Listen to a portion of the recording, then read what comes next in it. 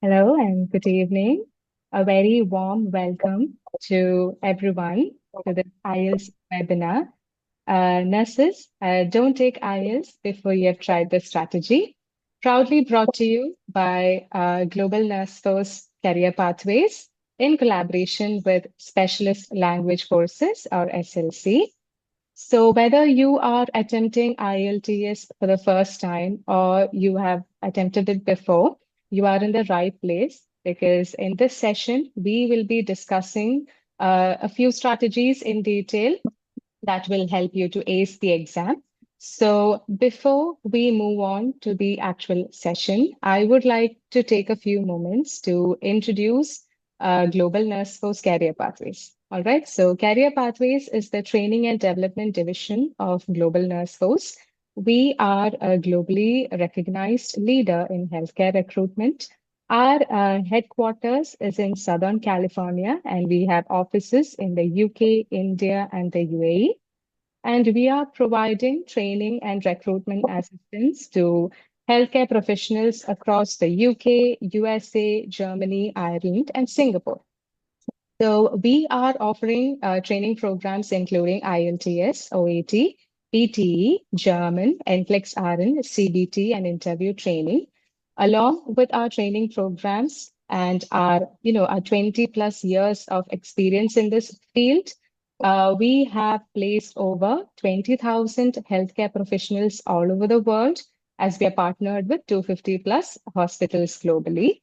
So I can assure you that you are in safe and capable hands today. So we have two expert speakers with us today. We are very honored to have Miss Annalie Phillips. She's an internationally renowned IELTS expert at SLC, Specialist Language Courses, and SLC is the knowledge partner of GNF Career Pathways. And our second speaker is Miss Maria Bridget D'Souza. She has been in the front lines of English language preparation and training for almost a decade now. And she is also our trainer. So she has been dealing with candidates of GNF Career Pathways very closely and guiding them to success. So we are going to be starting the session now. And please stay engaged. If you want to take notes, you can do that also. If you have any questions, you can drop them in the chat box or please keep them till the end where we have a specific Q&A session. All right. So I would request everyone to stay tuned till the end because we are going to be revealing a few bonuses exclusively for the participants of this webinar. So without further ado, we are starting the session and I request Annalie to take the stage. Thank you very much, Harsha, and hello, everybody. My name is Annalie from SLC, and hopefully I'll be helping you today with the writing. Specifically, I'm going to be looking at writing task 2. Okay. So just to go over the content. So I'm going to give you a quick overview of the writing test. Then we're going to go through some strategies for the writing task 2 in detail. And then finally at the end, I will give you a few tips for the writing task 2. Okay. So let's get started. So the IELTS writing test, okay, so there are 2 tasks which you have to complete in 1 hour, all right? So task 1, which Maria is going to talk to you about, so it's a description of a chart, some kind of diagram or chart, with a minimum word count of 150 words, okay? Task 2 is an essay on a given topic, and the minimum word count for that one is 250. And this is what I'm going to be focusing on right now. All right.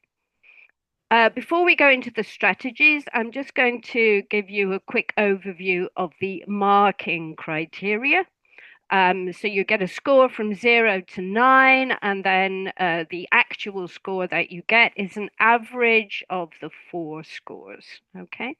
And I think it's important when you're doing your practice essays to try and think like an examiner and to look at your essay like you're an examiner, because that's how it's going to be marked.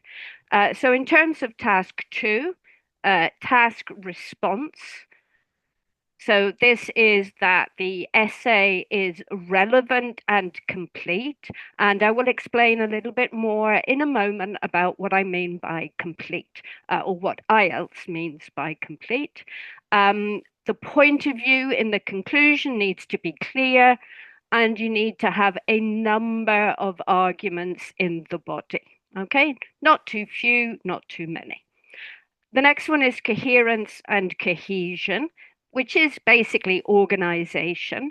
That means clearly used paragraphs, a logical flow to your essay, and you should be using a range of linking devices. Lexical resource is the vocabulary. So spelling and word choice need to be accurate, correct, but you also need to be using a good range of vocabulary, and the vocabulary should be precise to the topic of the question. And then finally, grammatical range and accuracy. So again, obviously accurate grammar, accurate punctuation, but also a range of structures, a range of tenses. So that's, what you're looking at to be getting, let's say, a 7 or above. So let's think about the strategies in detail. So what I want to do is to give you a process for approaching the writing task 2. Okay.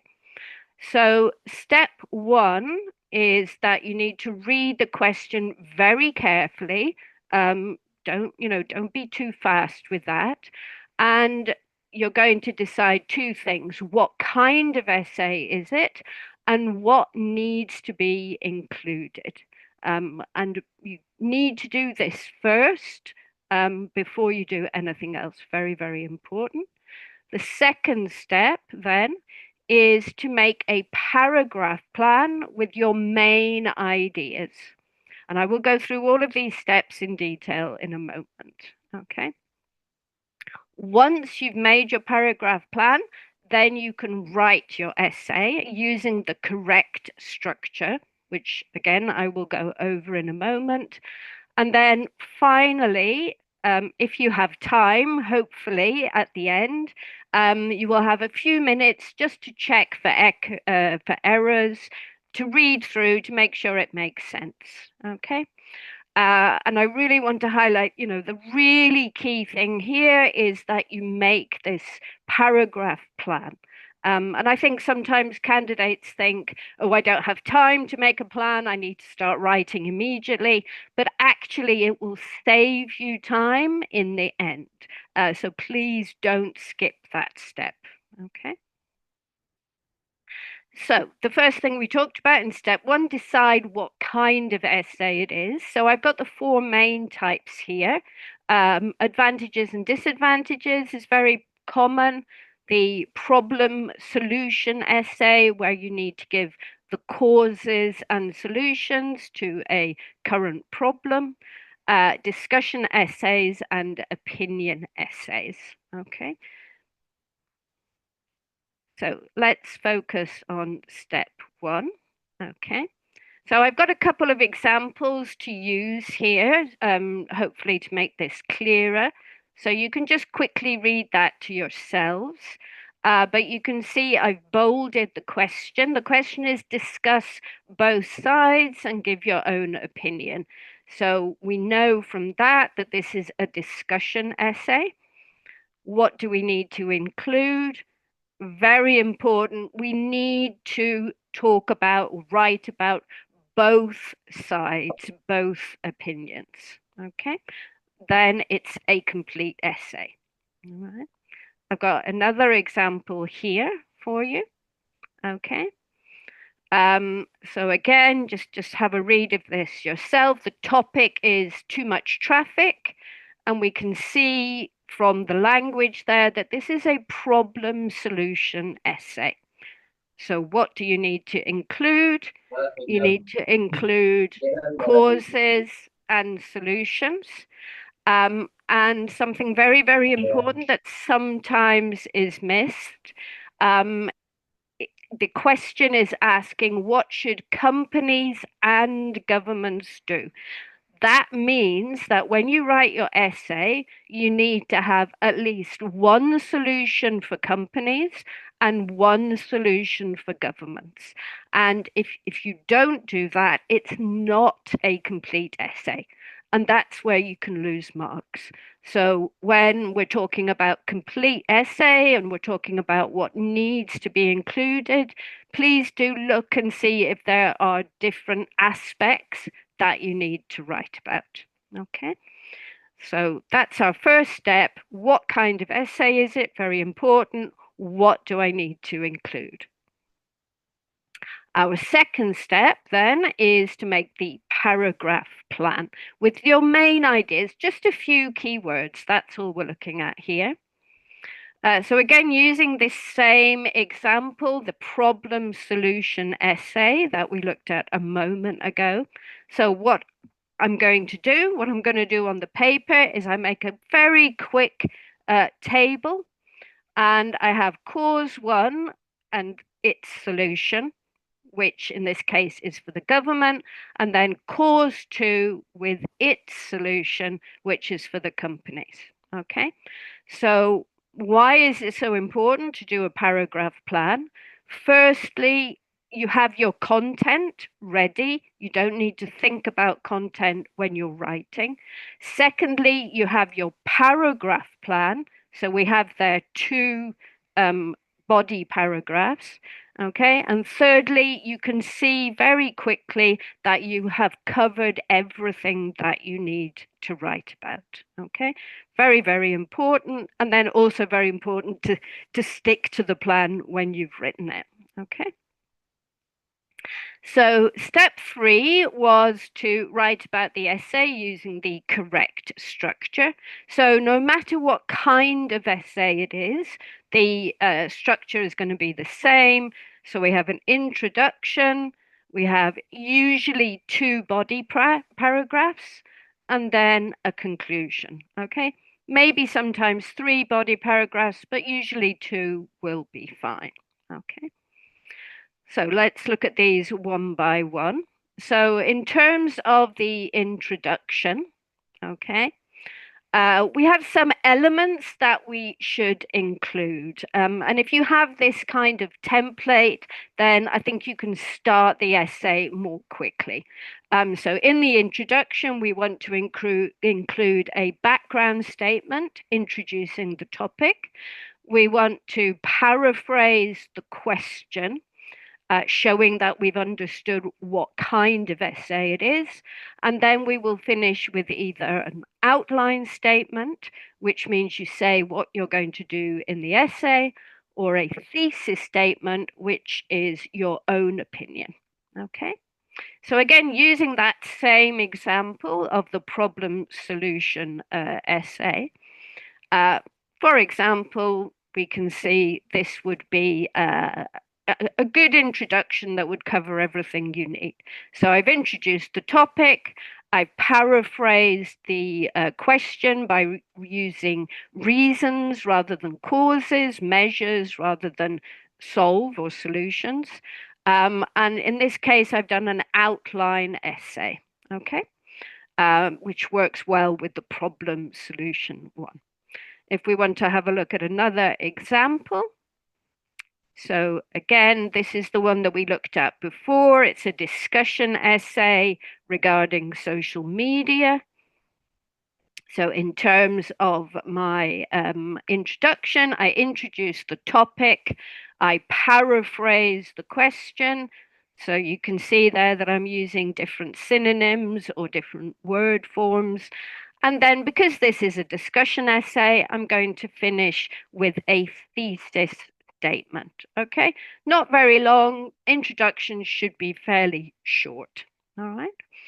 So those are the key elements of an introduction. The conclusion also has some key elements.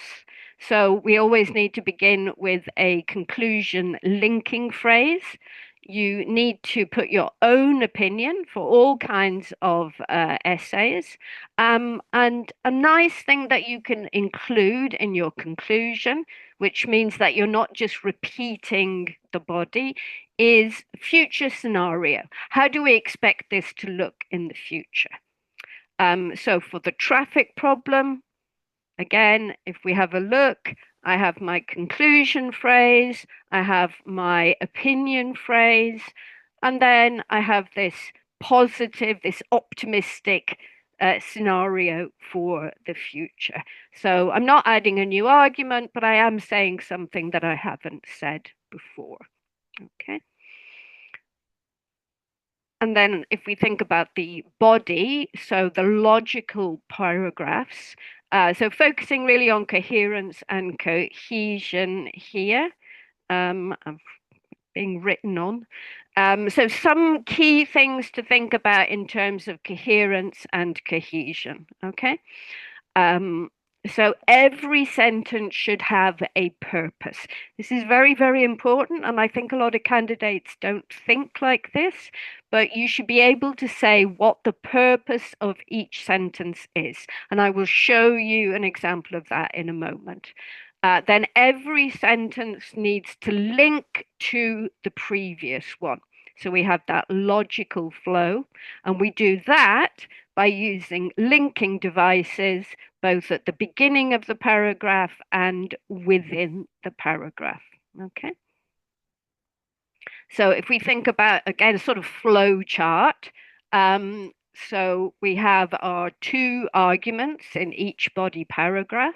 Okay, we're going to start with the topic sentence that will introduce the topic of this paragraph. Is it a cause? Is it advantages? Is it arguments for? Okay, you need to make that very clear in your topic sentence. After that, you can use explanations, examples, or reasons. You don't have to use all of these every time, but you use one or maybe two. But then you should give always the consequence of your argument. Okay, why have you given this as an argument? And then for your second argument, you will basically repeat the same structure again. All right. So we can see what this looks like in an example. Again, I'm using the too much traffic problem solution essay. So we have the topic sentence. In this case, it's the first cause of too much traffic.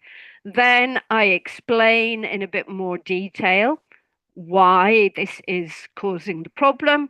And then I give the consequence of that. Then I'm going to follow that with my solution. So this is the second argument in this case, and then the consequence of my solution.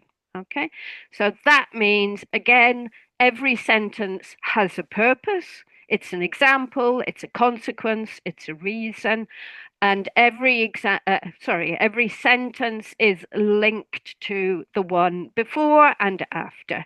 And what I've done there is I've bolded these linking devices which show the purpose of the sentence and also how it links to the sentence before and after. Okay, and really do use those linking devices. Make it easy for the examiner to see what you're doing. Don't make the examiner work, make it obvious for them. Okay, I think that is really important. And finally, I'm just going to finish on some tips. Okay, so first tip is do watch that word count. You do lose a lot of marks if you are under the word count. So practice, count when you're practicing. Don't count in the exam. You should know what it looks like in your handwriting. Okay.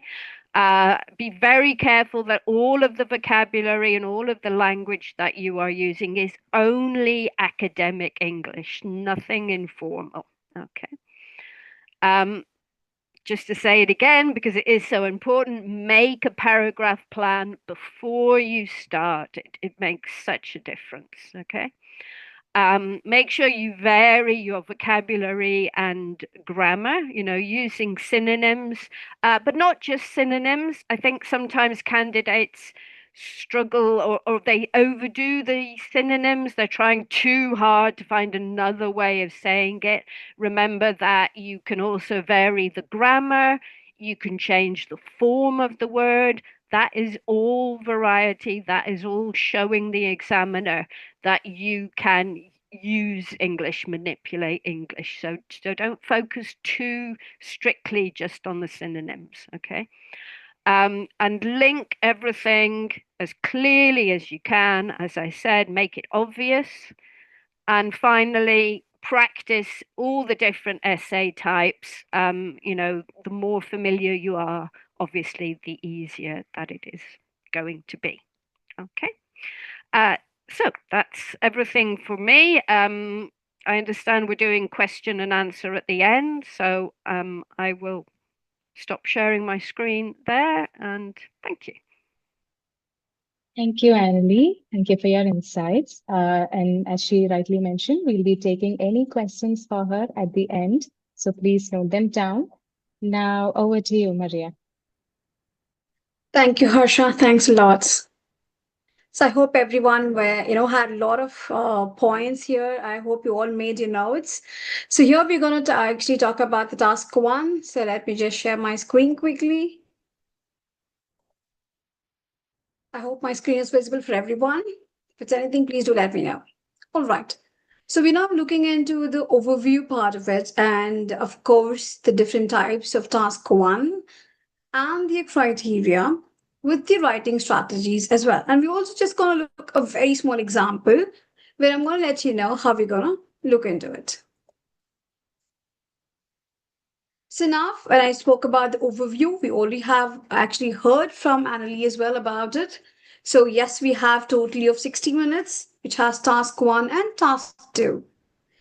So now what about task one? In task one, you have 20 minutes to complete the task. And as already mentioned, we have to write about 150 words in minimum and to make be a maximum of 175 to 180 words, not beyond it. All right. And we have different kinds of questions. It's just actually visual information which you have to describe.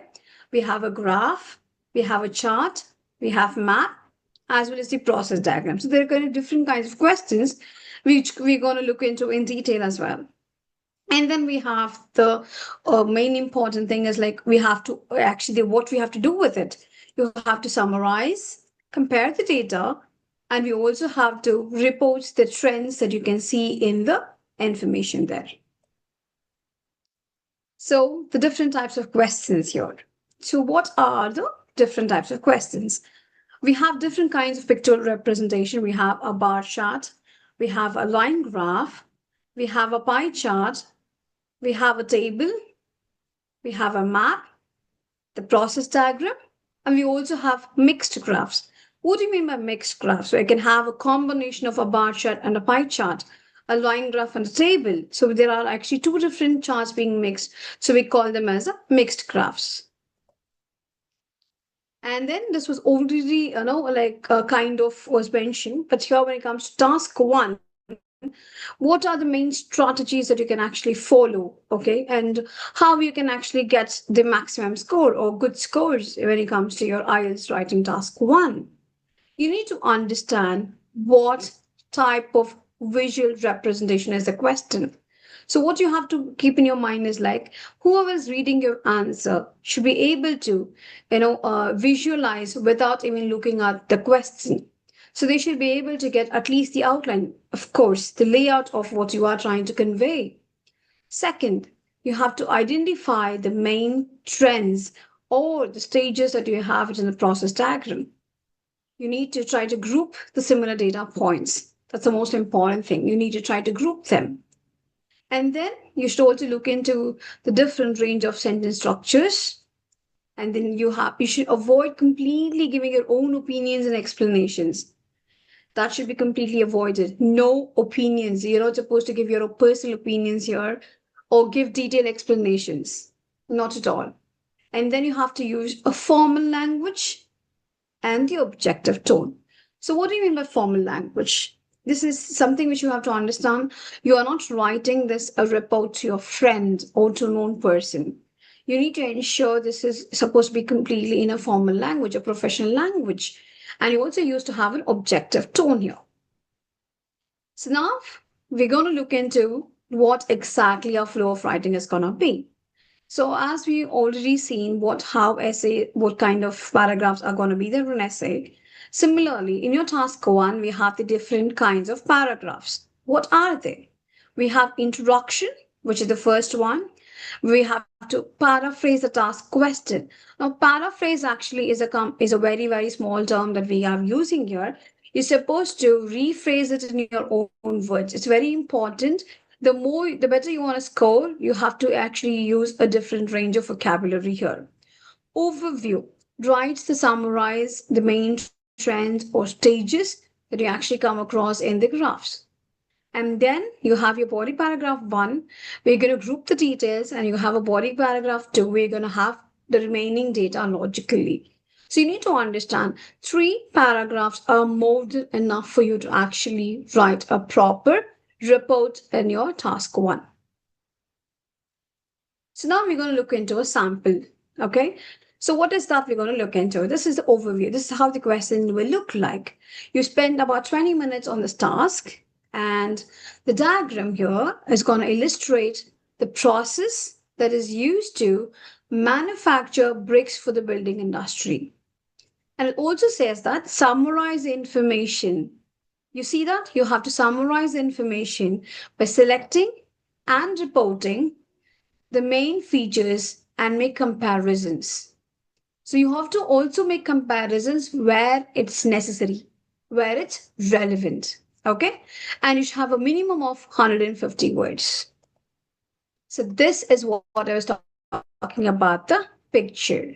So what kind of graph is this? What kind of visual representation is this? It is definitely a process diagram.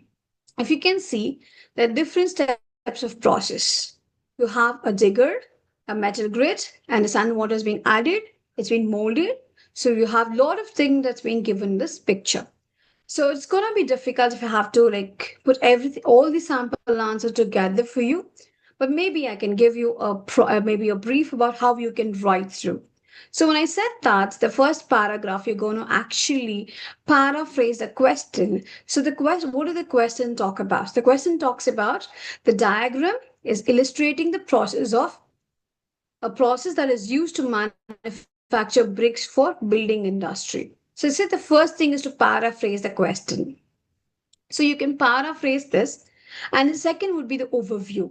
So you can say okay, overall, what are the stages? There are approximately, there are 7 stages actually here. So you can say it saying that overall, the process consists of 7 key stages starting from, what is it starting from?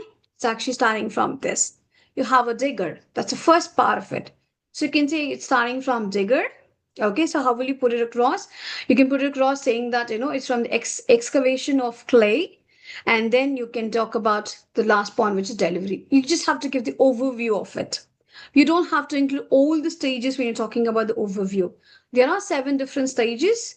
And this is what is the beginning and this is what the end. So this is what you're going to talk in your first para.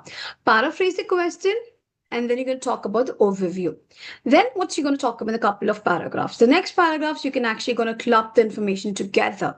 So you're going to club your first, second, and third information maybe together. This is just a rough idea. Okay. And then you can talk about the next 2 steps and then the last step. So you can actually divide in those ways, and then you can club these kind of information together. So that means you can talk about how it's the clay is being dug and how it's being turned to metal grid and all that. You can just put it across together.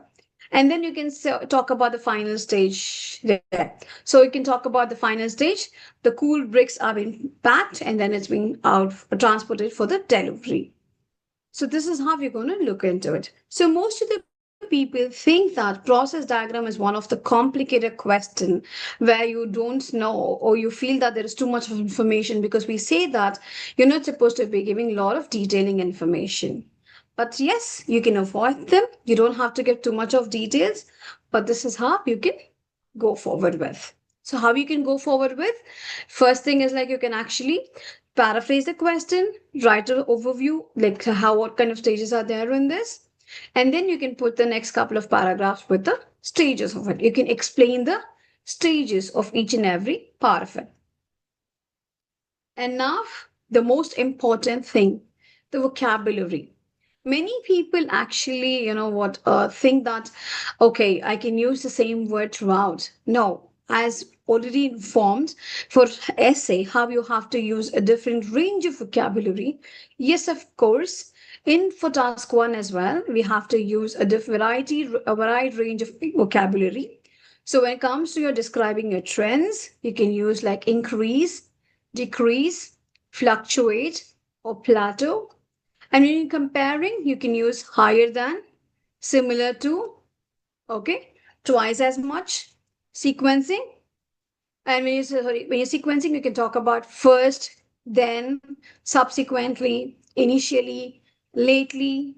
You can use these words. And then when you quantifiers, especially when you're talking about numbers, you don't have to actually talk about like one, two. You can actually use like this: a majority of, a small percentage.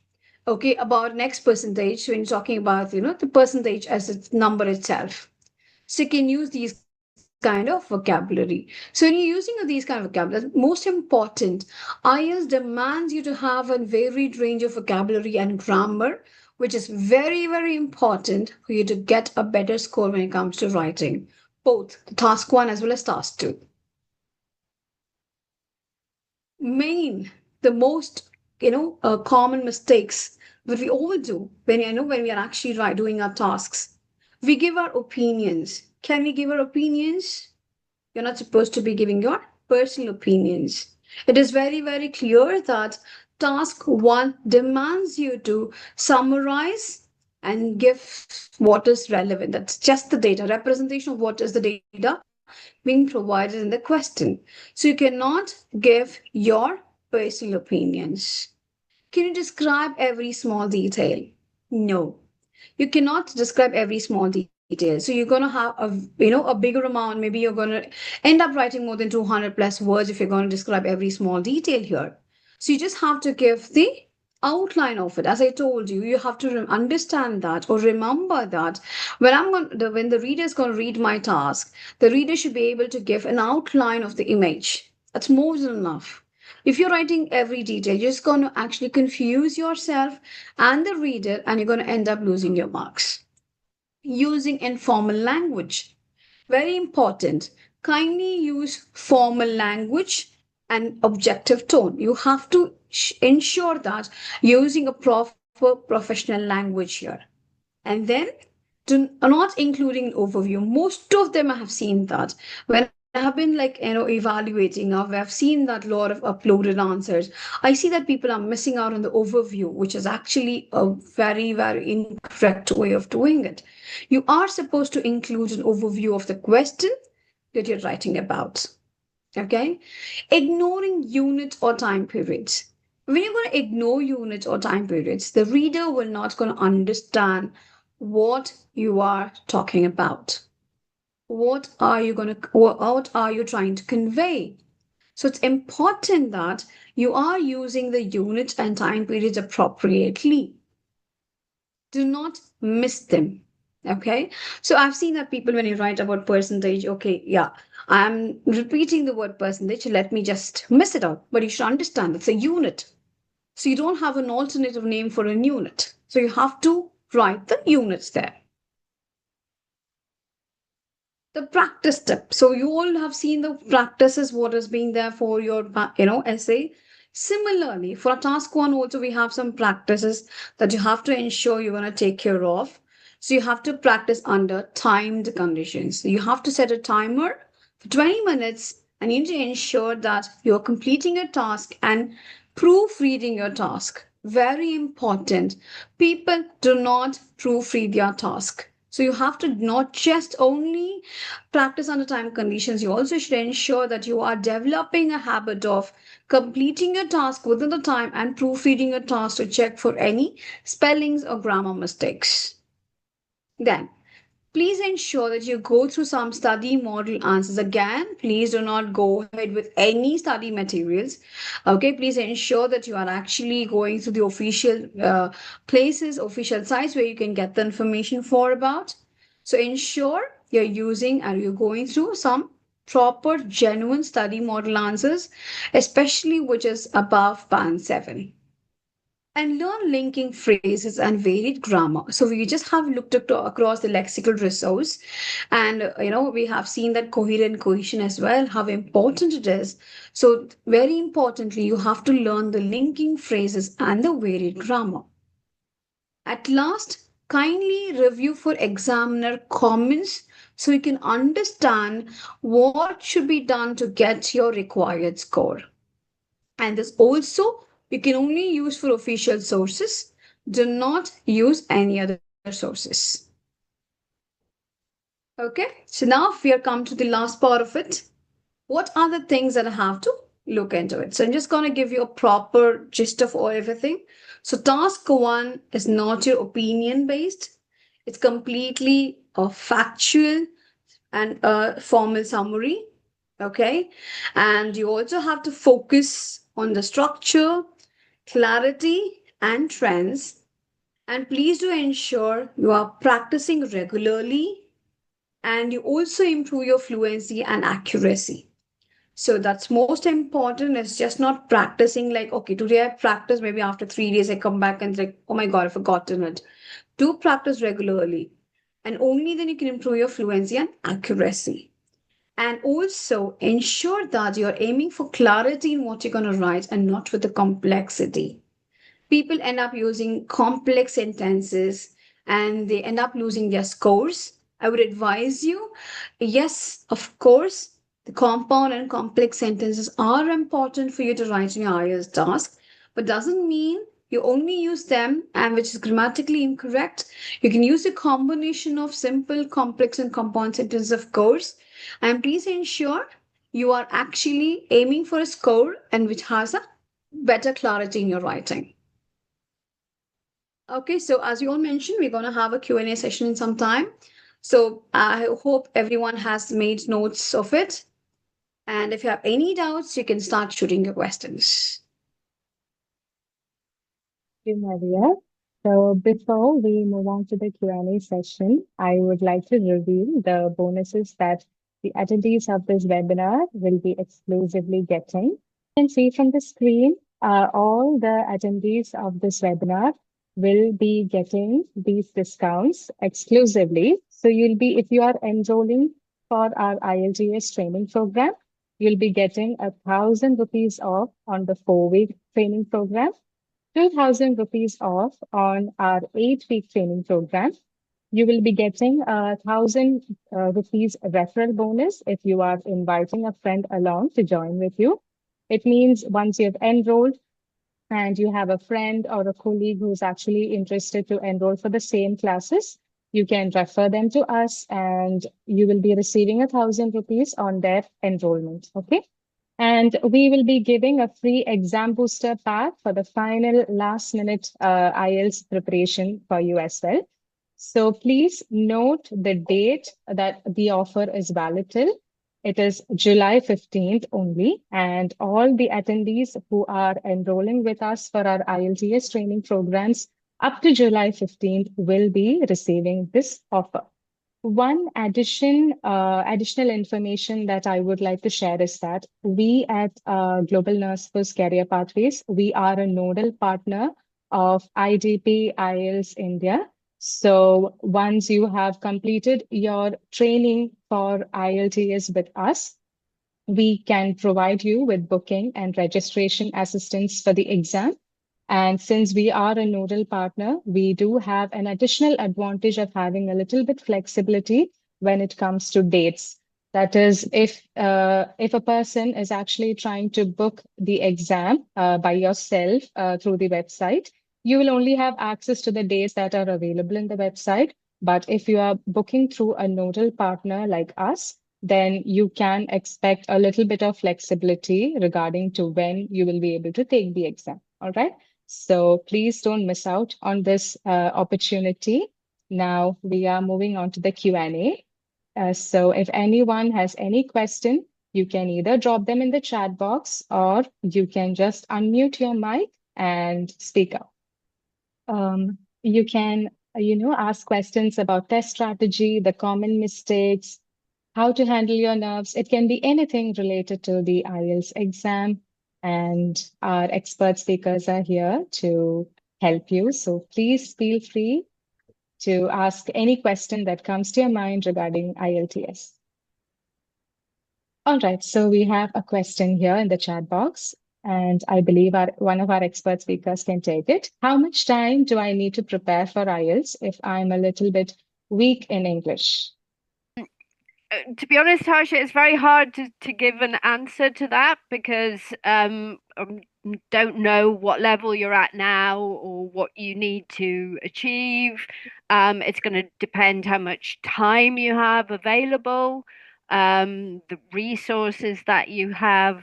So I think probably what you need is you need to get, a tutor, you need to get on a program, and then they will be able to sort of do a needs assessment, and then they will be able to tell you how long you need. I think there's never any point in doing it too quickly, too early. You should always be well prepared. Yeah, I would take your time probably, but I can't give a specific amount of time because I'm not familiar with you, unfortunately. Sorry. Thank you, Annalie. So we have another question, how to prepare for IELTS, and I don't know anything about it. So Maria, can you please give a brief overview about IELTS exam? Definitely. So, you said you don't know anything about IELTS, and you want to know like how to prepare with it. And yes, I would definitely will say that we have this IELTS examination where we have four modules: reading, listening, writing, and speaking. And we have just done with writing for today. And you can actually join us, and we'll be helping you out in your classes, as well as we'll be able to help you out in attending your exams accordingly. So you can actually find the contact details, and you can connect with us for further more information. And I Thank see you, that Maria. another question here with like, what are the common mistakes to avoid?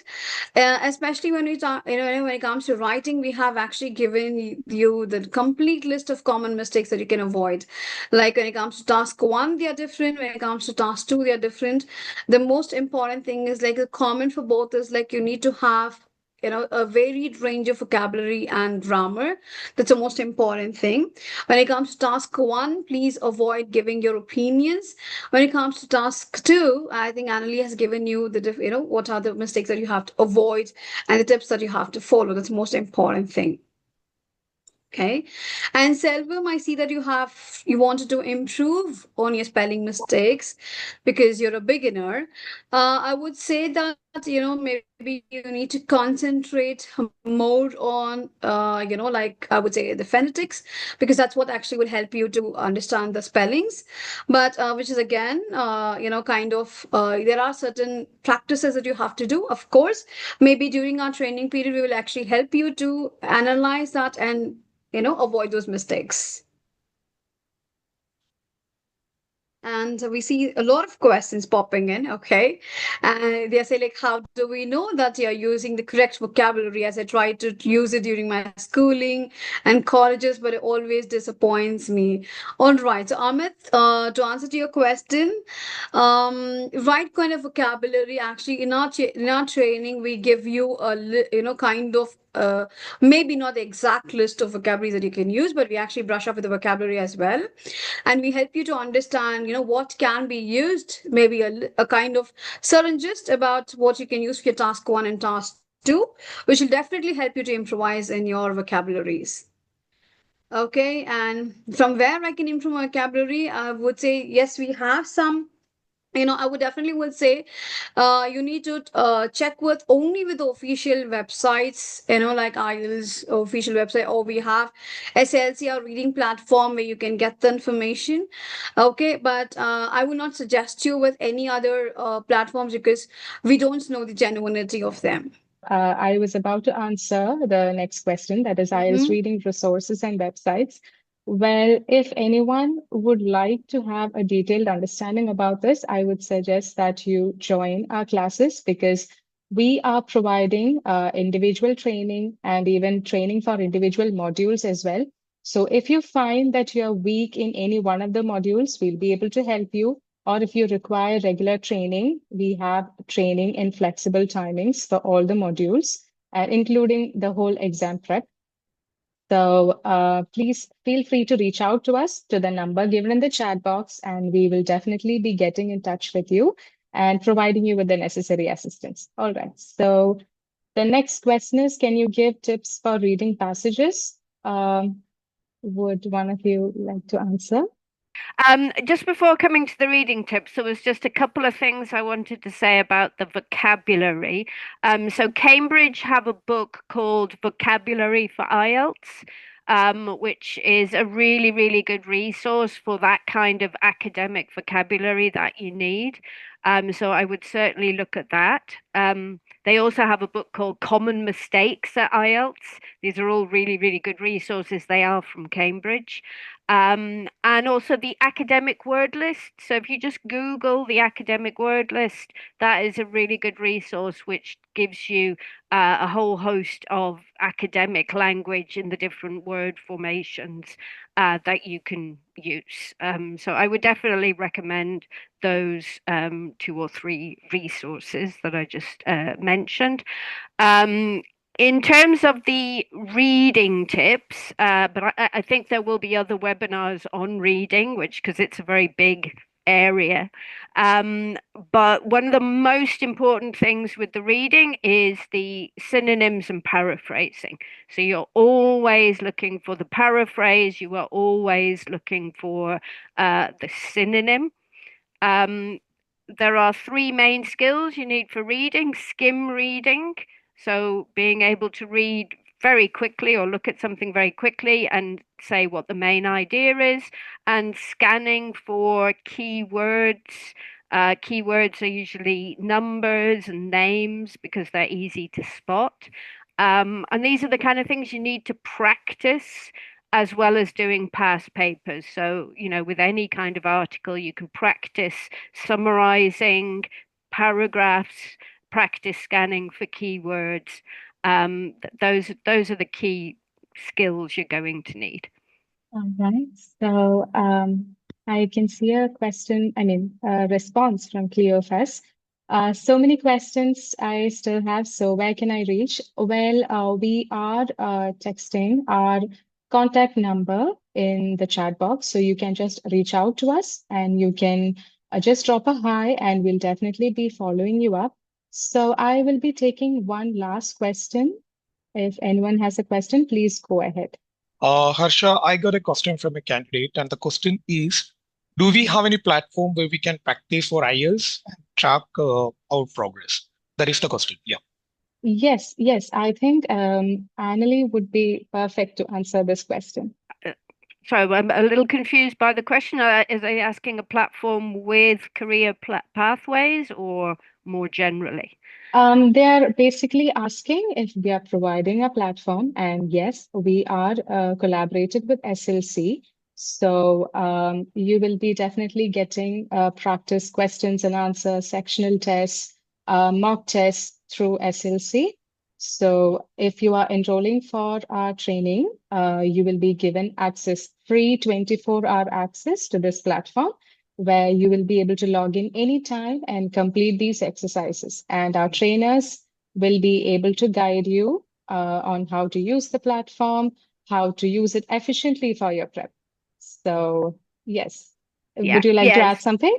Yeah, sure. So it's called Reach IELTS 7. because Band 7 is what most people need to reach. And it's an online platform where we go through everything related to the 4 modules: the speaking, the writing, the reading, and the listening.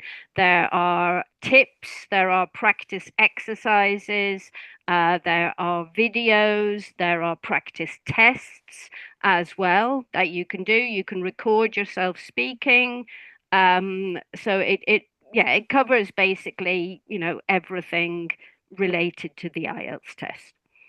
So I think we have come to the end of the session. And I understand that if we didn't get your, I mean, there are a lot of questions, but if we didn't get your question today, or if you have any concerns about training or recruitment, please contact us in the number given in the chat box, and we'll definitely be following up.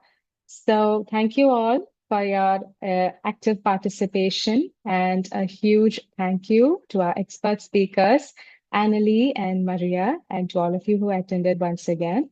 So if you are ready to succeed in IELTS and begin your international journey, please don't wait. Join our IELTS program, and GNF Career Pathways will be able to guide you step by step. So like I mentioned, we are providing training, online training along with SLC platform access.